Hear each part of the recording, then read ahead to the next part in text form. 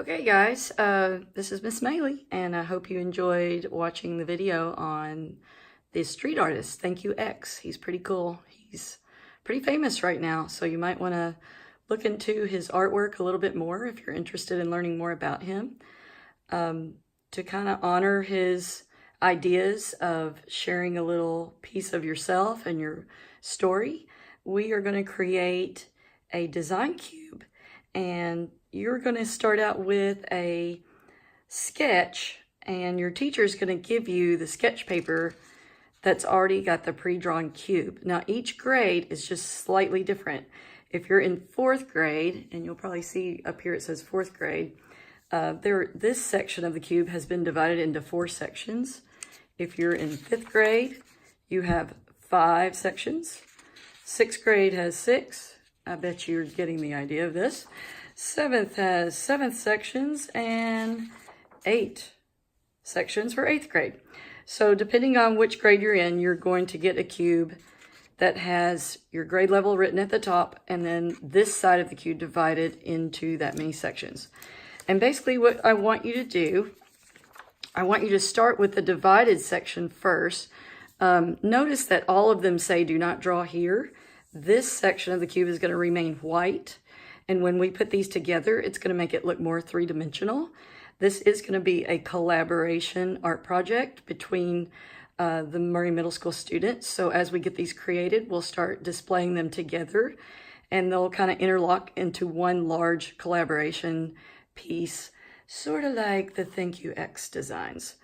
So in this area, I'm just going to read the directions here. This section of the cube, it says add small repeating designs and patterns. And then it has design sheet in parentheses.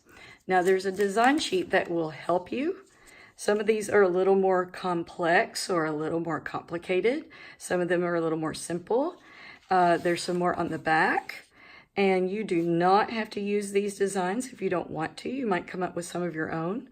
But I know sometimes when you're trying to think about designs, it's fun to just sort of look at different patterns and ideas to help you get your own ideas, and then you can kind of do it your own way. So I look at different designs, and you're going to put a different one in each section. So like I said, if you're in 4th grade, you're only going to do 4 of those. I've been working on an 8th grade one, so I'm going to move to the 8th grade spot. And basically what you're going to do is decide what might look like a really cool design. And you can also take a design, like I sort of like these dots, but I might not want to do it exactly like that. So maybe just create my own version of the dot design. And I will remind you that these spots are somewhat small, so you have to draw kind of small designs. And I'm just repeating these dots. And then, sorry, I think I hit the camera. You're going to just kind of come up with ways to make it more interesting. So I'm just adding some wavy lines there. So I'm going to leave that section alone. I'm going to go to another section. See, something else that I like. I thought I saw one while ago that I liked. Sometimes you can look at these, like this curve right here. I kind of like that curve. I don't know why, but curvy shapes appeal to me. This one that's called feathers, that looks fun. So I'm going to make my own version of this feather design. And all of this that you're drawing right now is just your sketch. It's not the real one. So, you know, this is just your plan. And your plan can change, obviously, when you get ready to do your final. So if you don't have it exactly the way you want it, it's okay. You can always go back and change that as you're working on your final piece. And so I just keep going. I'm looking at this one to kind of get this idea. So fill each space with a different design. And like I said, it can be one from the sheet or a variation or something you come up with on your own. Each spot gets its own design.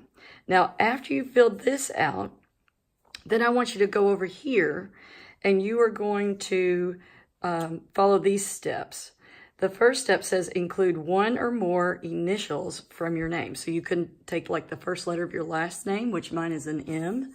So I might put a big M here, or I could put a GM for Gina Maylee, Or I can include a monogram. If you don't know what a monogram is, a monogram has your initial of your last name and then your initial of your first name.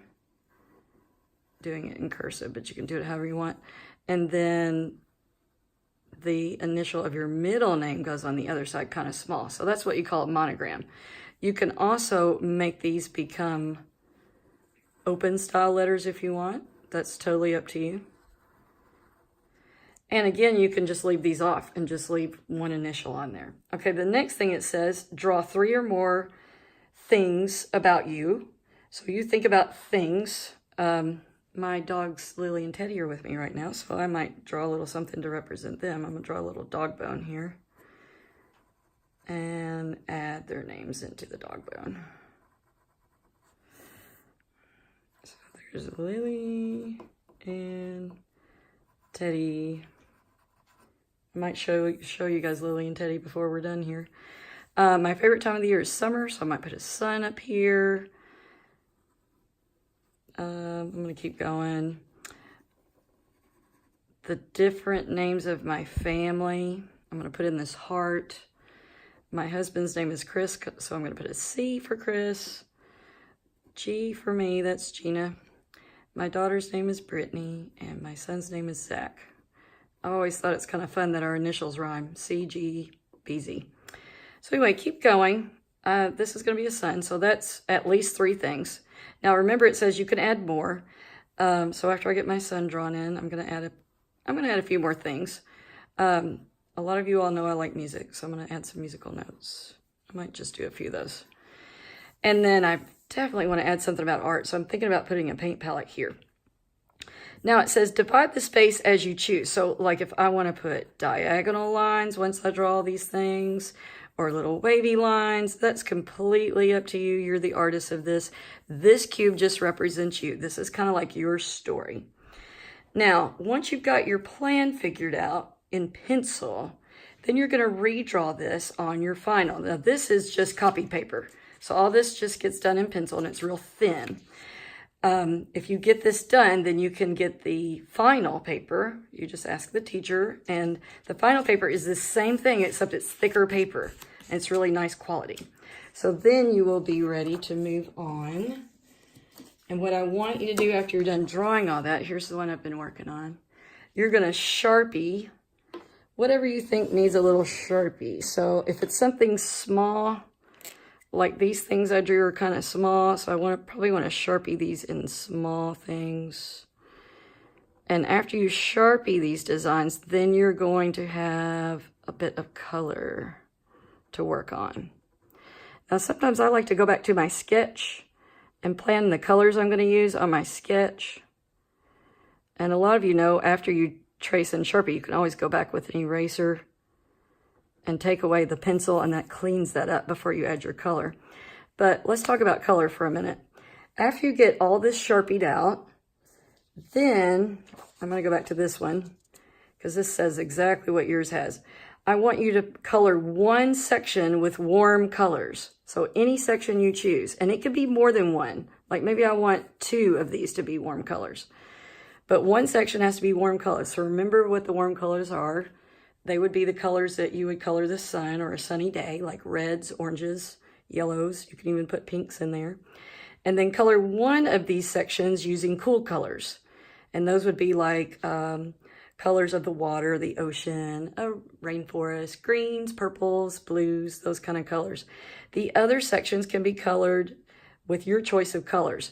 And you can alternate, like one orange, kind of warmy color, one cool, kind of warm, cool, or you can do some neutrals. It's really up to you, whatever you want to do.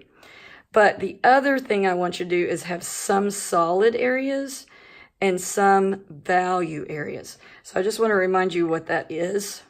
And even though I haven't got this all Sharpied, I just want to show you real quick. I'm going to take a colored pencil. Value areas of color will go dark to light. And you just do that from the pressure of your colored pencil. I think that helps these circles look a little more 3-dimensional. So dark to light. And you decide what you want to be dark to light. I'm making this all warm colors. And then some colors are going to be solids. Now, the values really need to be done in colored pencil because you can't really do that in marker. The solids you can then go back and do with markers if you like. But again, do that on your final. And if you're not sure, go back to your practice one, your little sketch, and just do a little planning. Like maybe this is my sketch and I've just planned this out. So when I get ready to do my final, I know what I'm doing. So again, remember, one section has to be warm colors. So I'm already working on that right here. One section has to be cool. So I might do 2 warms, 2 cools, and then maybe some neutrals or something like that. Then when you get to this side, you can color this however you want. I would Sharpie anything that you want to stand out, because otherwise once you add color to it, it's hard to see. And remember, you do not draw anything in the top. And I want you to have fun with this because this is a really cool project. When it's all put together, it's going to be amazing. I know you're going to do a great job. Thank you for paying attention and having a great Friday. Let me show you a quick photo of my, well, not a photo, a quick live shot of my dog Lily. She's over there in the chair. And my dog Teddy, he's, I don't know, on the floor somewhere. Don't know where he is. Okay, but anyway, you have a great time doing this project, and I will see you soon. Bye.